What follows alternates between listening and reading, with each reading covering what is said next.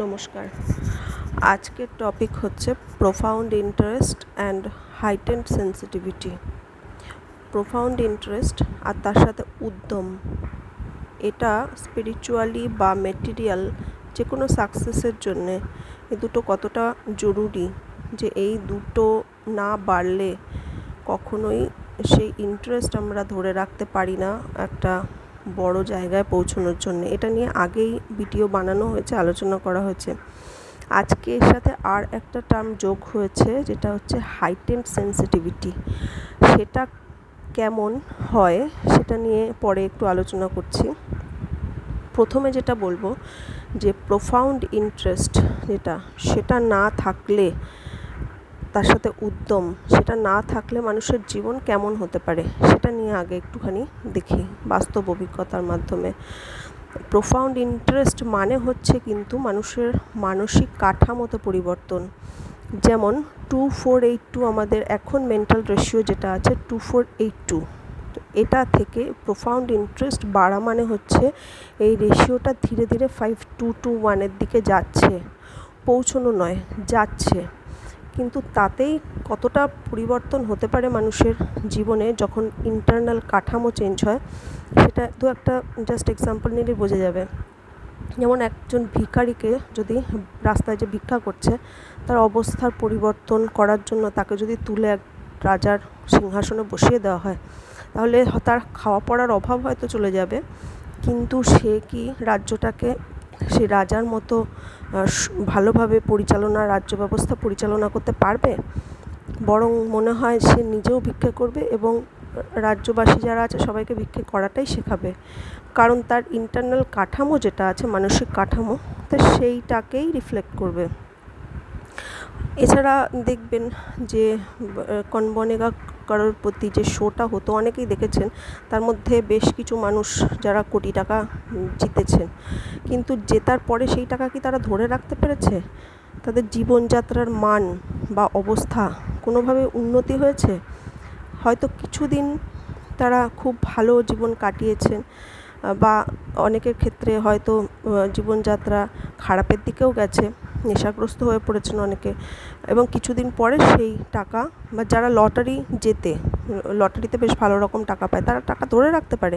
কিছুদিন গেলে আপনারা নিজেরাই এর সাক্ষী যে কিছুদিন গেলে সেই টাকা তাদের হাত থেকে কোনো না কোনোভাবে বেরিয়ে যায়।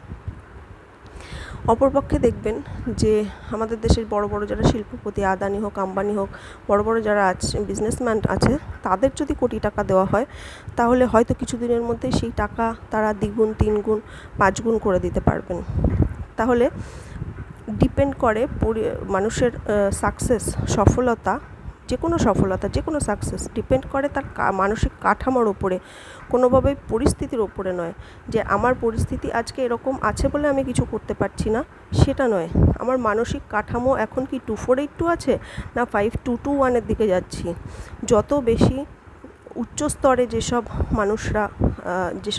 মানুষ আছেন, তাদের মেন্টাল কাঠামো 2482 থেকে পরিবর্তনের দিকে, ওপরের দিকে, 5221-এর দিকে। কিন্তু 5221 নয়। 5221 যখন মেন্টাল রেশিও হবে, সে একজন যোগী হবে, সে একজন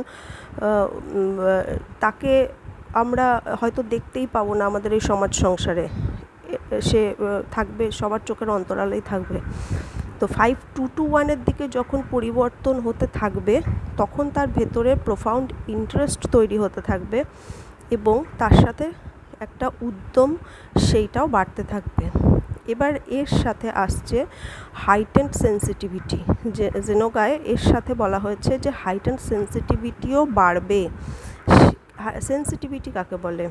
সেন্সিটিভিটি মানে আমরা জানি যে সংবেদনশীলতা, অর্থাৎ আমরা দেখে থাকি যে অনেক মানুষ অন্যের দুঃখ বুঝতে পারে, সে অনেকের দুঃখে কেঁদে ফেলে, এমন অনেক মানুষ আছে যাদের আমরা সেন্সিটিভ মানুষ বলি, সংবেদনশীল। তো যত স্পিরিচুয়াল প্র্যাকটিস যত করা হবে, তত আমাদের এই পঞ্চ ইন্দ্রিয়, চোখ, কান, নাক, জিভ, স্কিন, এগুলো আরও বেশি সেন্সিটিভ হতে থাকবে। যেমন আমার মনে আছে যে যখন আমি প্র্যাকটিস করা শুরু করেছিলাম, তখন মোবাইলের যে লাইট একদম জিরোতে নিয়ে গিয়ে ফোন দেখতে হতো।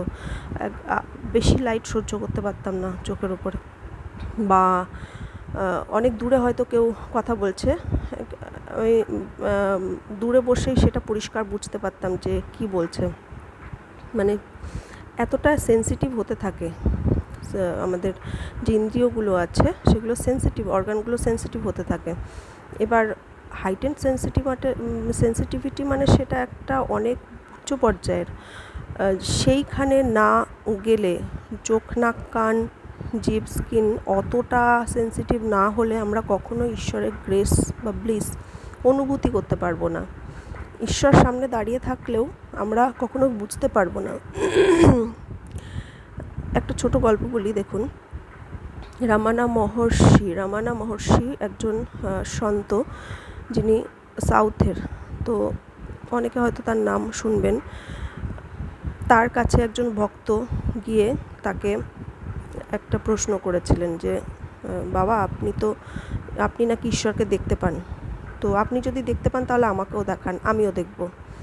তো তার উত্তরে তিনি কি বলেছিলেন? তিনি বলছেন যে, আমি তো তোমাকে দেখাতে পারি, কিন্তু তুমি কি দেখতে পাবে? তোমার চোখ কি রেডি আছে তাকে দেখার জন্যে? আমি তো দেখাতে পারবো। তা আমাদের চোখকে সেই রকমভাবে তৈরি করতে হবে যাতে আমরা ঈশ্বরের ব্লিস, আনন্দ, সেটা আমরা অনুভব করতে পারি। জেনোগায় আরও একটা কথা বলা হয়েছে যে আমাদের যখন সেন্সিটিভিটি ছাড়া ইনসেন্সিটিভ মাইন্ড, সংকীর্ণ মন একটা উল্টানো পাত্রের মতো। পাত্র উল্টে রাখলে এবং ওপর থেকে যদি জল ঢালা হয়, পাত্র কখনোই সেই জলটাকে ধরে রাখতে পারে না। তো আমাদের মাইন্ডও, সংকীর্ণ মনটাও সেই রকম।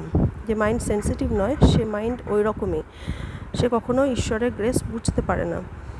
তো সেটাকে ইনসেন্সিটিভিটি থেকে তাকে সেন্সিটিভ বানাতে হবে এবং তাকে হাইটেন্ড জায়গায় নিয়ে যেতে হবে। তাকে যেমন ছুতোর যেমন তার